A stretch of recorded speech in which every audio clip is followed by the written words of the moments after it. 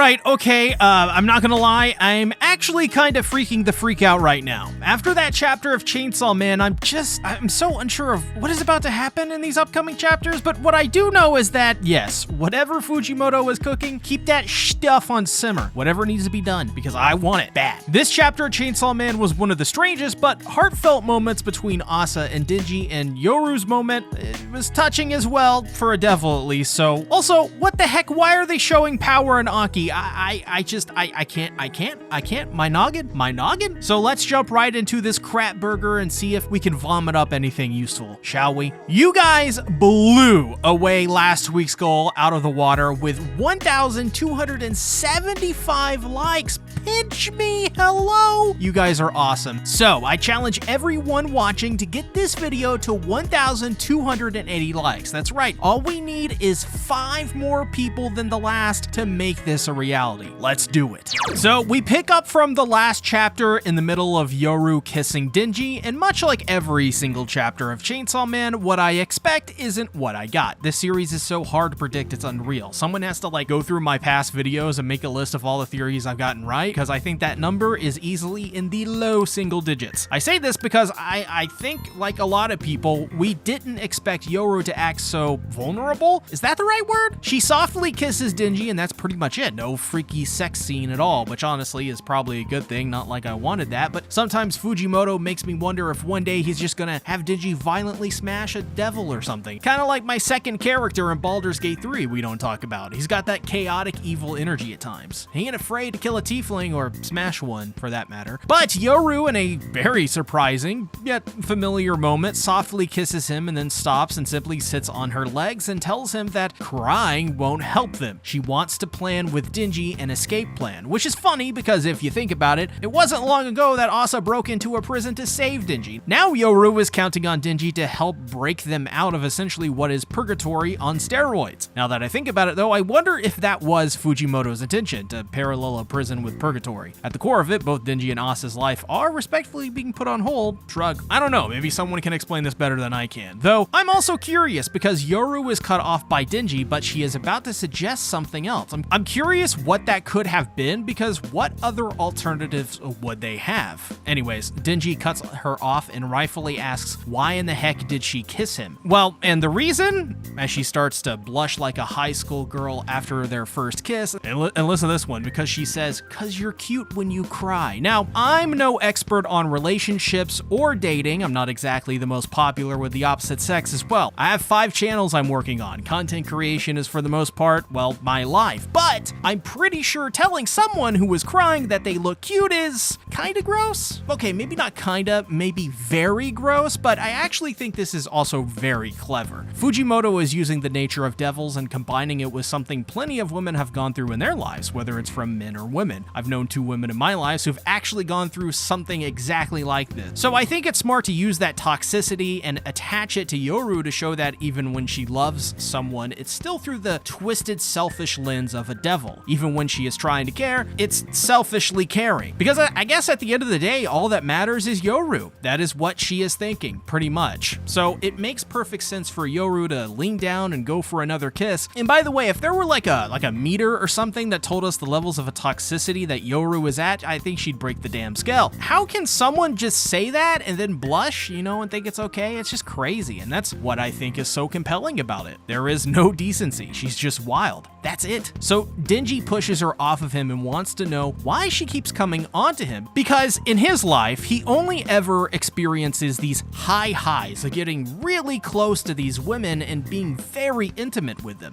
But his life still remains the same after all of that. It's still, well, a crap burger. I think that there is a little bit of a kernel in there that I think most people can relate with to some degree too. I think for many people it could be different things, but for Denji, it is relationship with women. I think with Denji, he's pursuing happiness in an honest way. However, he's very naive and simple-minded, and that's not a bad thing. Denji, to me, if you can break him down into a motto, one of them would be take what you need and be on your way. It really feels like what Denji yearns for is a simple life to just be happy. That's it. He doesn't want the fame of Chainsaw Man. It was cool at the time, but he realized his family, Nayata, was more important to him because he had already lost so much before. So taking that into account, when he then experiences experiences all of these women crawling over broken glass to seemingly be with him, only to reveal they want to simply use him, well, I mean, any man or woman would become jaded and cynical over that, right? I think Denji is simply just trying to understand why something that should bring him so much joy is in reality one of the things bringing him so much pain. He's trying to understand why finding love and being close to people never improves his life. It reminds me a lot of the themes of part 1 of Chainsaw Man, when Denji was okay with being Makima's dog and eating toast with a bunch of crap on it, or dealing with Powie and Aki and all of that. I think to relatively normal people, that situation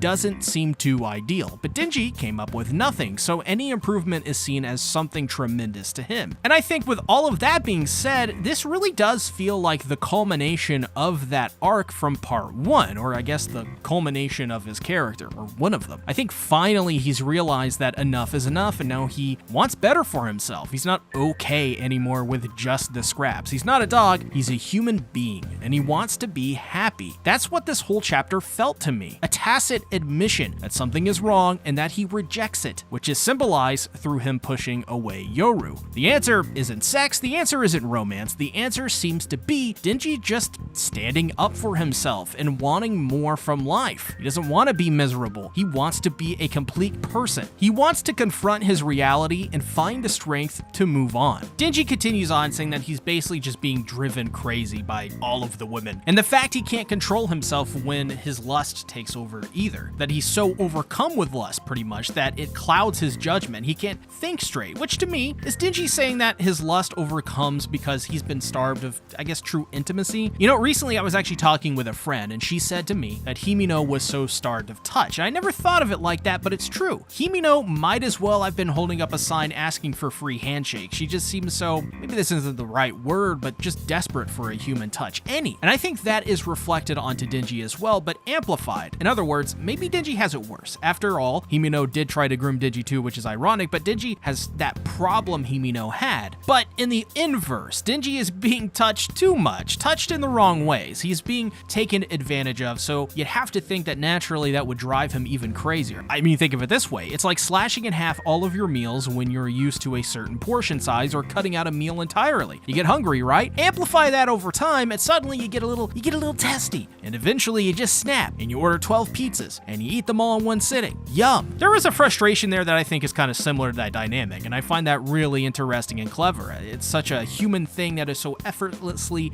conveyed over the history of Chainsaw Man, and in particular Denji's character, rewarding longtime fans and readers. So, good writing, I guess. So, Denji admits that he feels hopeless. Yoru tries to confide in him too and relate, saying she also felt hopeless at one point too, that she lost people who were like a family to her. But in a very childish display, and very disgusting too, Yoru seems to brush it off and just say she got over it. So if she can do it, then he can too. And once again, this is a reminder that Yoru is a devil, and at the same time, he's not like totally wrong, but it's just her perspective is so wrong. I think to some readers who aren't getting into the weeds with the story will probably see this as kind of cute, but really just another example that Yoru cannot be related to on a human level. There are just, yes, there are similarities. Yes, in terms of her own species, Yoru is probably a mystical fucking unicorn and very progressive and probably drinks from Starbucks with her Uggs, yoga pants, cardigan, and oversized backpack. But under the Uggs and in the big backpack is, you know, it's toxicity. She's a devil. So our girl, Asa Mitaka, says, enough of that. We want the real ship. So she punches herself in the face in a really great moment. I felt, you know, I just felt like standing up and applauding with tears from my face when I first reacted to this. Asa tells the story about how her mother was tragically eaten by a devil and how she blames herself for her mother's death because she saved Asa and she didn't make it. She essentially has survivor's guilt, and she constantly thinks about what she could have done to change that outcome every single day of her life. I mean, just think about that for a moment. Every day she wakes up and the dread of reliving her mother's tragic death replays. Every day she runs through the tape and tries to figure out some way she could save her. But in reality, what she is doing is waking up and blaming herself for her self-perceived inaction. It's not true, mind you. Asa didn't fail in any way. She is a survivor, and she should be proud of her mother and proud of herself and use her mother's memory to move forward. But that's the thing, though. She can't move forward when she still hasn't resolved the traumatic death of her mother. How could anyone expect Asa to figure this out on her own? She's a kid. She's just like Denji. She can't figure it out, which is why when Denji asks her what she did to get over it, I was even more impressed by her response. She simply states that there is no way she could get over it, in a complete rejection of what sorta Yoru stated, showing the yin and the yang of the Asa-Yoru dynamic. Asa is basically saying she's accepting what happened, giving up and giving in to those thoughts, saying that there is no way she could fight the urge to think about it constantly. And that is the admission of the problem and really the first step in the path to acceptance and eventual recovery. Giving into being helpless, putting away the pride to admit that she just can't do it alone any longer. That's why it's so important when she tells Denji that he taught her that there was always something to live for. Even if there is a crap burger, you gotta get through to get to the place you're going. Denji essentially gave Asa hope again. It's a positive message. And on top of that, I think this is just a really positive message and attitude to have towards life itself. It's saying that, yeah, there are gonna be bad days. There will be people who hijack your life. There will be times where life is unfair and seems insurmountable. A wall so high and so thick that it seems just too hard to get over. And we tell ourselves we can't do it, but we can, because to get over that wall, you gotta train, you gotta prepare. Sadly, yes, you have to deal with society too, and its expectations. You can't just sit on the fence and let things pass you by. You gotta make a stand and make a decision. You gotta be punk rock, or else someone else will do it for you. You control your future. Nobody else can,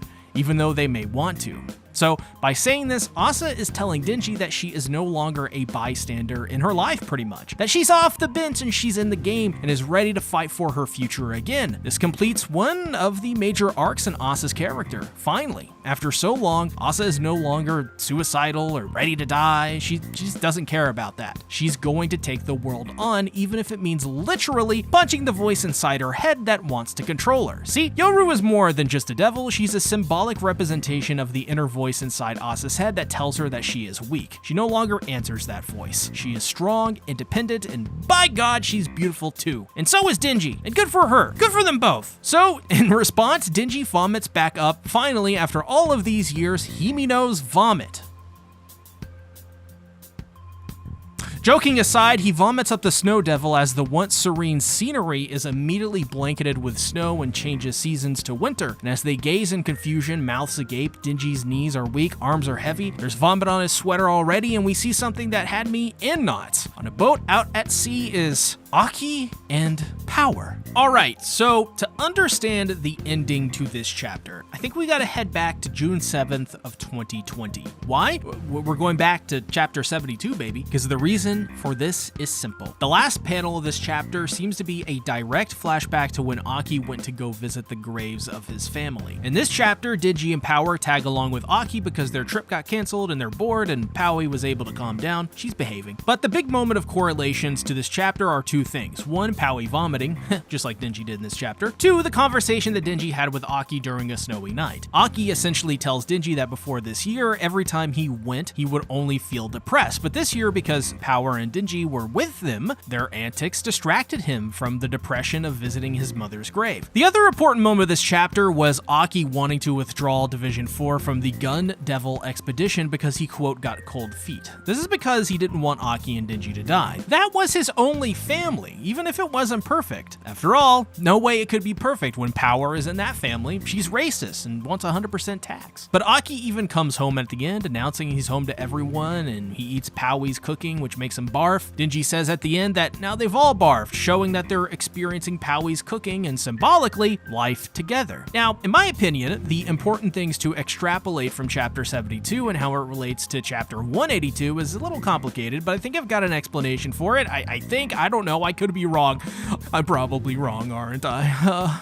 I think Denji and Asa are paralleling the found family of Aki, Denji, and Power. I also think Asa has found someone in this world that she can stop thinking for a moment and just, think about something else. Anything else? Denji has given Asa a path forward, I think. Just like how Aki wanted to withdraw from his dream of revenge of killing the Gun Devil. He gave up on revenge for love for his found family. And Asa Asa, I think is ready to give up the past and admit that there is nothing she could have done to save her mother. Same with Denji. They want to accept their helplessness in these tragic situations and move forward and find someone to relate to. However, there's another chapter we gotta go back to, 174, and thankfully we only need one panel for this. This was the chapter in which Denji ate octopus, mouth, snow, and bitterness. And my guess is that within the next couple of chapters, Denji will vomit up bitterness and finally this emotion will return and allow everyone to feel this emotion again. And I think generally this will end up with him accepting that he doesn't need to erase the things that hurt him from existence. I think Denji will find that the things which hurt him or depress him are going to be his strengths in the end. And finally, ladies and gentlemen,